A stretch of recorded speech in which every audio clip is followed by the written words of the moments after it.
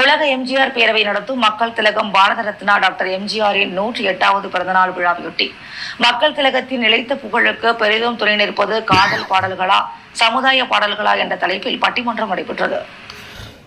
புதுவை, விழுப்புரம், கடலூர் எம்ஜிஆர் பேரவை இணைந்து உலக எம்ஜிஆர் பேரவை நடத்தும் மக்கள் திலகம் பாரத ரத்னா டாக்டர் எம்ஜிஆரின் 108வது பிறந்தநாள் திருவிழா புதுச்சேரி கம்மன் கலையரங்கில் நேற்று பிரம்மாண்டமாக நடைபெற்றது. விழாவிற்கு உலக எம்ஜிஆர் பேரவை நிறுவனர் ஒருங்கிணைப்பாளர் முருகு பத்மநாபன் தலைமை தாங்கினார்.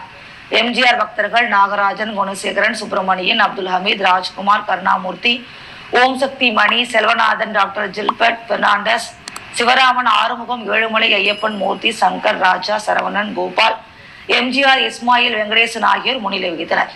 சிறப்பு விருந்தினராக முன்னாள் கலை பண்பாட்டுத்துறை இயக்குனர் கலியபெருமாள், பிரான்ஸ் பாண்டிச்சேரி சங்கங்கள் கூட்டமைப்பின் செயலாளர் ஜெரார் மோரிஸ், பாண்டிச்சேரி பிரான்ஸ் தூ மாண்டே அமைப்பின் முன்னாள் தலைவர் அத்ரியன் மிராண்ட் ஆகியோர் கலந்து கொண்டு சிறப்புரை வழங்கினர்.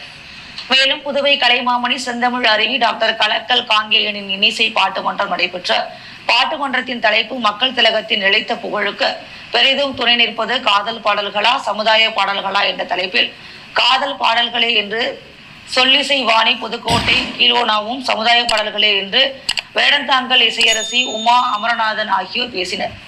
மேலும் புவனகிரி அழகு சுந்தரம் என்பவரின் ஆடல் பாடல் நிகழ்ச்சி நடைபெற்றது. தொடர்ந்து நற்றமிழ் நாவரசி முனைவர் பூங்குழலி பெருமாள் கவியுரை நிகழ்த்தினார். விழாவில் எம்ஜிஆரின் பாடல்களுக்கு நடனம், பரதநாட்டியம், ஆடல் பாடல்கள் நடைபெற்றன.